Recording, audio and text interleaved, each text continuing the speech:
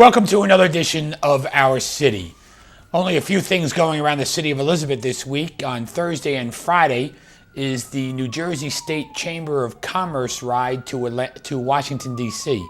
Amtrak trains that pull out of all of the stations in New Jersey, from Newark and Metro Park all the way to Trenton and Philadelphia, where business people, political people, and it's a great networking opportunity for many of the business community and the political community. Then we go to meet with the United States senators, the governor, and members of Congress in Washington, D.C.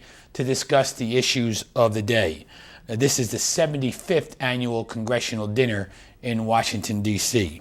If you need any information concerning events that go on in the city of Elizabeth, please call our public information office at 908-820-4124. And I'm pleased to be joined on this week's show by the new member on City Council, a member representing the First Ward on City Council, Councilman Carlos Torres. Councilman, welcome to the show. Thank you for having me. Good to see you. Same here. Now, first of all, we should talk to our viewers and tell us a little bit about yourself. And you own a business in the city of Elizabeth, and tell us a little about yourself. Correct. I was born and raised in the city of Elizabeth. I am married. I have 4 wonderful children, 2 girls, 2 boys, in that order. Recently, I just became a grandfather. I work for a small company, a family-owned company called Carlos Trucking. My father owned it, started that business 30 years ago. I'm currently the vice president. 4 years ago, I started a nonprofit organization called the Elizabeth Packers. And I've been volunteering in the community for over 10 years. Now, you go to schools here in Elizabeth? Correct. I was born and raised. I went to Elizabeth Public Schools, graduated from Dunn High School, attended a little college, Jersey City State at the time. It's called something different now, but at the time it was called Jersey City State. That's good. And Carlos, the reason you're the First Ward councilman is Councilman Manny Grova ran with me on the ticket for councilman at large last year. And he was successful, as I was, and so therefore on January 1st he was sworn in to take the seat of councilman at large, which creates a vacancy in the First Ward. And maybe you can share our viewers what happened after that election in June and November of last year, and how you expressed an interest. After many years of volunteering in the community, a close friend of mine approached me and said, Councilman Manny Grover is actually moving up to councilman at large, and this area is going to be vacant. I can't think of another person for that position. You volunteer in the community, you work here, your business is here.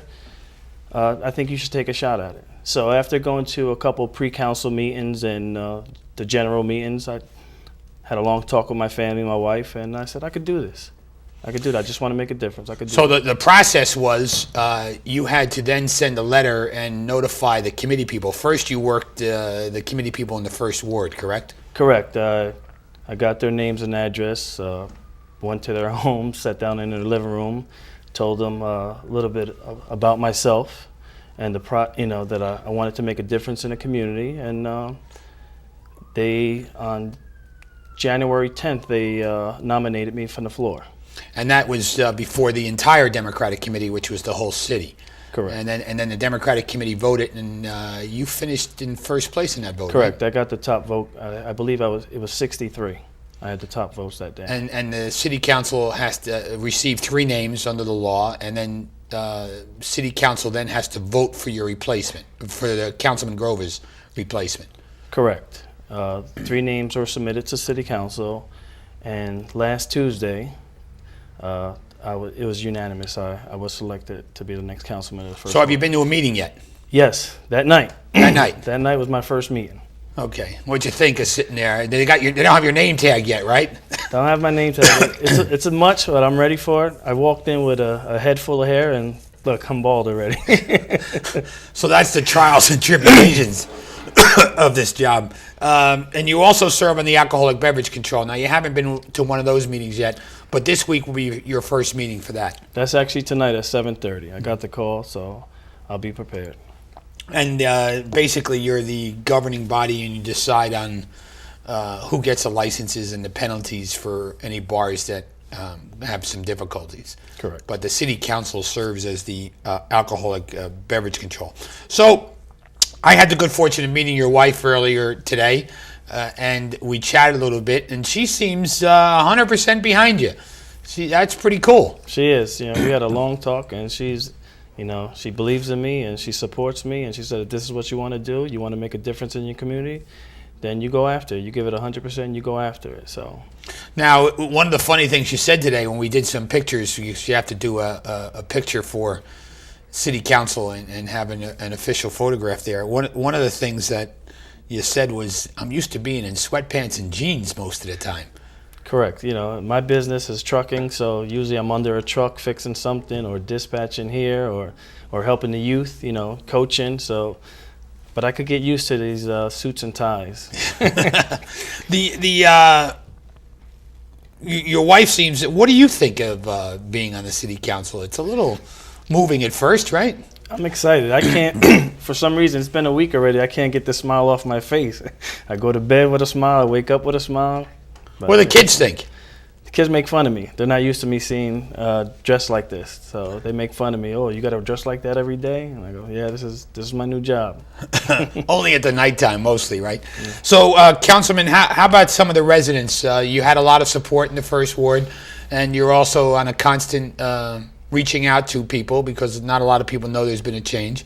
How are the residents responding? The residents are great. I actually took a walk down there this Saturday. A lot of people came up to me, greeted me, wished me well.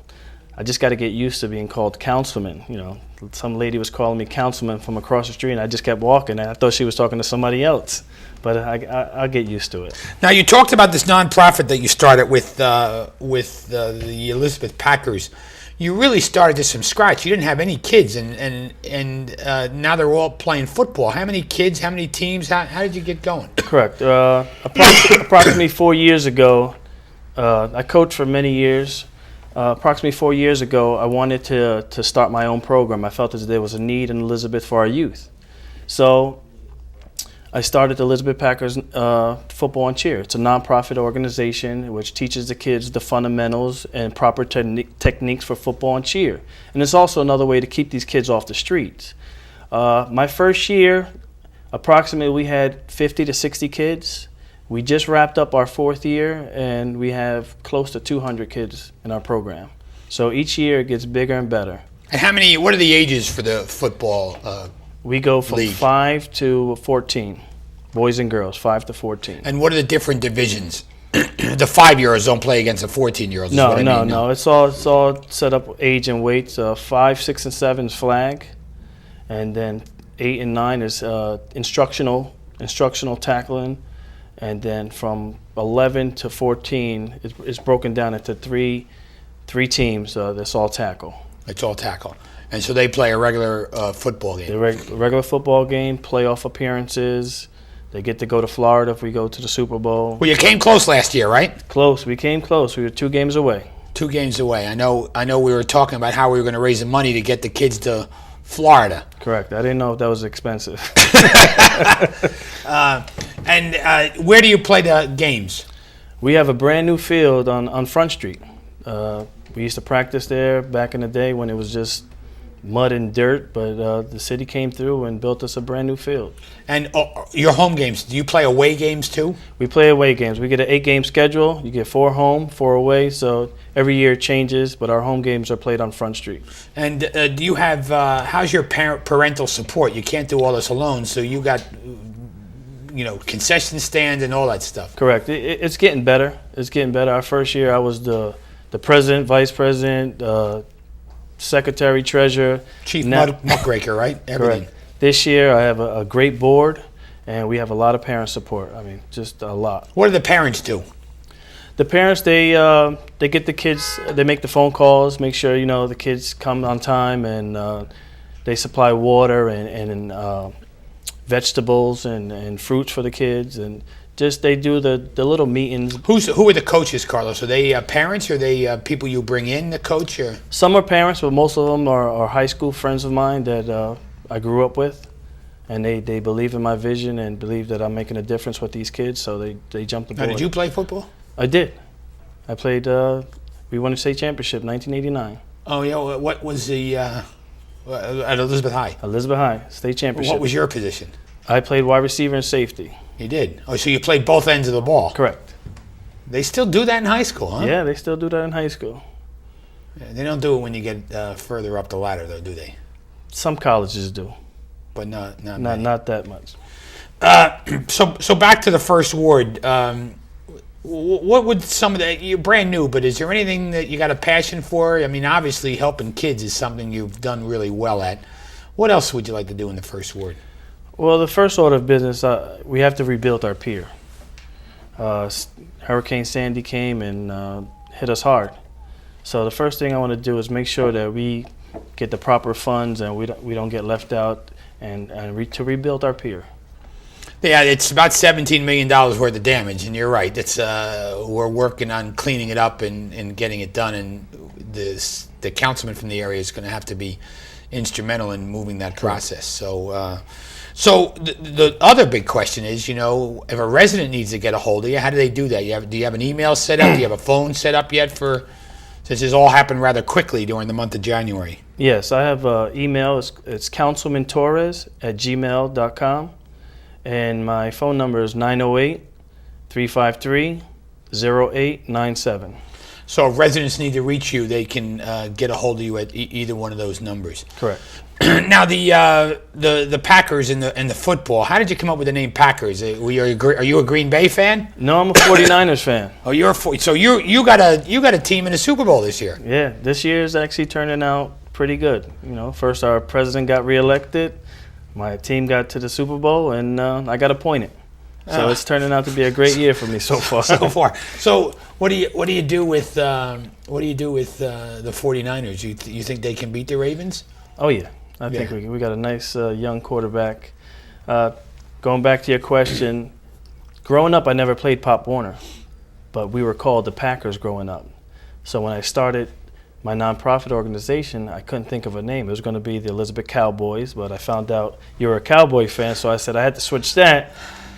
But it only made sense to go back to the Packers. Good for you. So, well, Carlos, I want to thank you for taking the time out of your schedule and leaving the trucking company during the day here to film this show, which will air all week on Cablevision here. And I wish you well as the new councilman of the First Ward and look forward to working with you.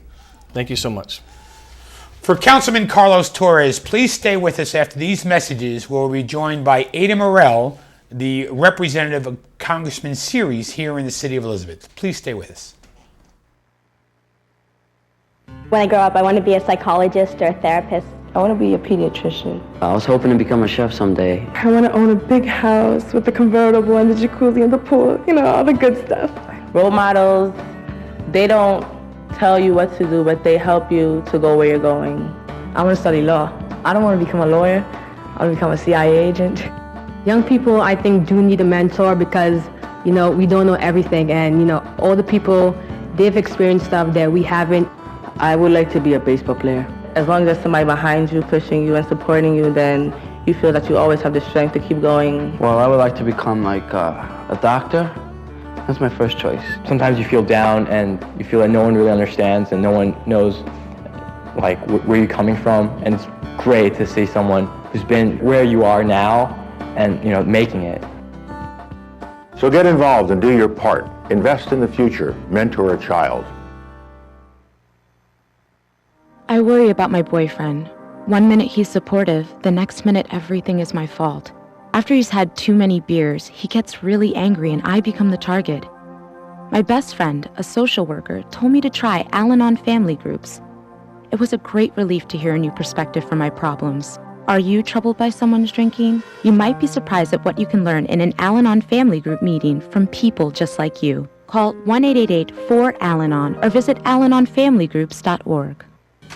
What if you could ignite your child's love of learning with one after-school program? What if that one program was easy and fun? Destination Imagination is the one. Destination Imagination has taught teamwork, creativity, and problem solving for more than 25 years.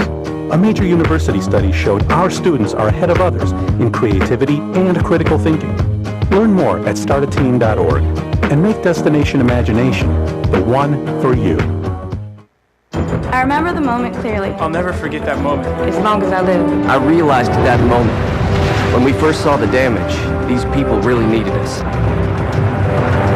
And I was going to make a difference, right here in my community. Together with local responders, we cleared trees and collapsed walls. We had to get to the family trapped beneath. As a citizen soldier, I made a difference. Be there for your community at NationalGuard.com. Savings Man here with a story for you about two young spenders named Tommy and Sue. Their parents let them buy whatever they chose, like video games and designer clothes. As they grew older, they spent all their pay on fancy cars, houses, 2 lattes a day. They lived in the moment, never saving a dime. When they tried to retire, they'd run out of time. Working forever is Tom and Sue's fate, so choose to save now before it's too late. Visit our website to find out more, cause a happy ending's worth saving for. Welcome back to the second half of Our City. I'm pleased to be joined in this segment by Miss Ada Morell, who is the Deputy Director of Constituent Services and Immigration for the Office of Congressman Albio Series. Ada, welcome to the show. Thank you, Mr. Mayor. And on behalf of Congressman Series, we thank you for giving us the opportunity to be here with you today.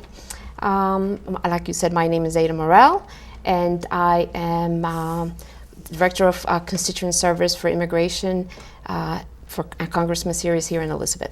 Now, Ada, one of the things, you've been with the Congressman for a few years now, right? Yes, I have. He's now, tell our viewers, he now represents the entire city of Elizabeth. Correct.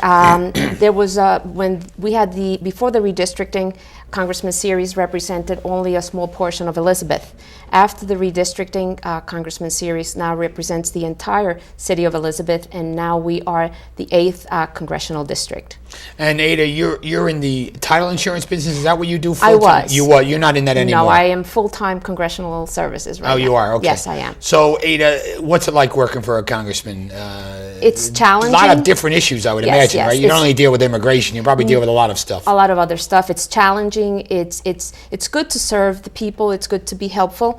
In the federal level, we have different parts. We have Social Security, we have immigration, we have Veterans Affairs. So it's a wide variety and I'm able to help constituents, assist them in their federal needs. And if we're not, we are always able to direct them where they can go and assist them on where to direct their questions. But I love working with people, and it's challenging, but it's a lot of fun. Now, one of the things that happened when Congressman Series was able to get the entire city of Elizabeth through redistricting, we had a conversation about locating an office in Elizabeth. And we worked with your office, and tell us how that went. The congressman wants to have a district office available for the constituents to make it much easier for them if they need to seek our assistance. And thanks to you, and on behalf of the congressman, we would like to thank you for providing the office that we have now here in Elizabeth at the Stephen Sampson Senior Center. It is located at 800 Anna Street here in Elizabeth. And thanks to you, we are able to provide your constituents with a service that they require in the federal level. Now, the district runs from where? In the north, up in West New York? I mean, help me out, to the south in Carteret? Maybe I'm wrong, but... Carteret, we no longer represent. You did at one time, though. We did. We had Carteret, Perth Amboy, Port Reading, those locations further to Middlesex County. We no longer serve those communities. We serve Elizabeth, West New York, part of Jersey City, Belleville. Any parts of Newark? A part of Newark also, I believe. I may have missed a couple, right. but we are Bayonne. We have part of Bayonne. So the redistricting, what happened was that we now serve all of Elizabeth. Before it was only part of Elizabeth, now the 8th Congressional District. So are we it? Is there anything in Linden or anything? Or? I believe not. No. So we're it. So it ends at Elizabeth now, where it continued further south. Correct. The redistricting did that. Okay. Yes. So so the people in Elizabeth and the surrounding here will have access to the Elizabeth office. It's not only for Elizabeth residents, correct? No, it's for all our constituents within these areas. As I said before, what this does, it provides a location for the constituents to make it more available to them, that they don't have to travel. They don't have to go from Elizabeth to Jersey City or West New York. They can go from Elizabeth to the Elizabeth office from Belleville, or whatever is convenient to them. Right. We represent them, and it's just a district office to make it available for information. We also have a lot of brochures, and we are provided with, from Washington, D.C., with information that helps the constituents. So we have them there for that. We also have now our yearly calendars, which we provide our constituents, which has the information of the office on those calendars. Now, one of the things, how long has Congressman Series been in the Congress? Congressman Series has served in the U.S. House of Representatives since 2006. And before that, he was active in state politics and local. Yes, he was. Congressman Series was mayor of West New York. Then he became an assemblyman. He was Speaker of the Assembly, and now he's our congressman. And the redistricting, Elizabeth, and we're the 13th district, correct? No, we are the 8th congressional We're now district. the 8th. We were the 13th. That's tell us about that. Well, when the census was done, it turned out that we lost one of our congressmen, and in doing so, they had the redistricting, which made that different municipalities had a change of their representative, and that's when Congressman Series. So we used to be the 13th with Alveo Series and the 10th with the late Congressman Donald Payne. Correct. Okay. Now we are the 8th congressional district. We're the 8th district. Yes. Okay. Yes. You've talked about some of the services you provide, Ada. The big question is, you haven't been there that long, so any visitors yet? Oh, we have several. It's where we are located at the Stephen Sampson Senior Center. It's a lively place. We have many seniors coming to our office. They're passed by. I have a candy dish which attracts everyone, and they're all welcome to it. And it's going to attract me. How's the candy? You're welcome. And not only that, we also provide. We've had other constituents from, not necessarily from the senior center. So we do provide the services to everyone there. And we're very well located right off the turnpike, right close to 1 and 9. This makes it more accessible to everyone. And also the seniors have the busing, which they can come from other parts of Elizabeth and visit our office. And the seniors that are you getting mostly seniors right now? Or are you dealing with immigrants? Not necessarily. Not necessarily. We've had quite a few immigration cases from different parts of Elizabeth, not necessarily from the senior center. And I'm bilingual, so I speak fluent Spanish, so that is also helpful for our constituents here in Elizabeth. So, Ada, on the immigration issue, I guess with President Obama's waiving of the deportation, tell us about that. Are people coming, are they open about that, or are they still hiding somewhat on that issue? We have not had too many. I think that is a fairly new issue, and I foresee that once it gets started, that there's more accessibility to the public as to what's going on with the immigration reform or what they're doing right now in D.C. I foresee that we will be getting more and more immigration cases based on what is occurring right now. And the seniors, we had to give up the card room for some of the seniors, yes. But they quickly moved in the other area, so there's been no complaints, which is a really good thing. None at all. As a matter of fact, they come to our office and they compliment the office, and they sit and they chat, and I take pictures, and I'm very happy to be there. They are a very good group of seniors, and like I said, I enjoy working with the public. You have a cutout of the president there, right? Yes, I do. I have a cutout right at the entrance of the doorway, and I take at least 4 or 5 pictures daily, and I with the technology of today, I print the picture and I provide them to my constituents. Good. Yes. What are the hours of operation? The hours at our office are 9 to 4. Every day, Monday to Friday, with the exception of federal holidays. And I always ask anyone who's going to visit our office to please call first, simply in case it's a busy day. I don't like to have people wait. So if they contact me previously, I'm able to make their visit much shorter, precise, and I also am able to speak with them and let them bring to me and provide to me what's necessary, rather than have them have a second trip to the office.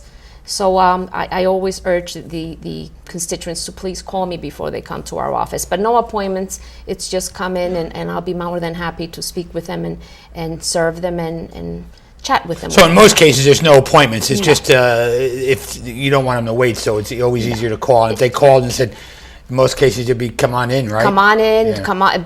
And what's good is I'm able to tell them what they have to provide, what they have to bring. This way, it makes it easier and it eliminates a second visit. We also have in there a free income tax class where we have volunteers come in and do the income tax for seniors, and we go through it. So they may wind up asking you questions about the income tax in the future as well, but they're more simple forms. I will probably refer them to the income. I'm not. I know, but I'm just saying, so you know it's there. Yes. Is there a staff member always there, or There's is it always you, or someone is there. it some? Mostly it's me, but in the event that I will not be able to be there, there's always someone there to be able to answer questions and facilitate. I mean, if you needed to travel with the congressman or go to Washington for any purpose or personal reasons, somebody else would be there at the 9 to 4 hours? Absolutely. There will someone always be there. And now, if a resident needs to get a hold of you, Ada, is there email? Is there a phone number? How do they just knock on the door at Anna Street? Well, we are, as I said before, we are at the Stephen Sampson Senior Center, 800 Anna Street. Our telephone number is area code 908-820-0692. You can call. We also have, we are on Facebook, series.house.gov. You can follow us on Twitter, on Facebook. We are there every day. As I said, all they have to do is a phone call. They can drop in. There's someone always there to serve them. And how we do social media with the Congress? How does that? I mean, I noticed in the city of Elizabeth, it's working well for us. Well, there's a lot of people especially younger people. Yes, well, that's what it is. It attracts the younger people, and we are able to do this. Washington, D.C. has set it all up, and our technology, we have to keep up with that. As you said, most of the younger generation, that's where they go out, and we're accessible. It has news. It has all kinds of good information from. The website has all kinds of different information that's good for all our constituents to know. Ada, I want to thank you for taking the time to join us on the show this evening, and please send my best to the Congressman, and we look forward to a great working relationship. Thank you so much, and thank you for having us. Thank you. For Miss Ada Morell of Congressman Albio Siri's office, and the first segment, the new councilman of the First Ward, Councilman Carlos Torres, I'm Chris Bolwage, and we'll see you next week on another edition of Our City.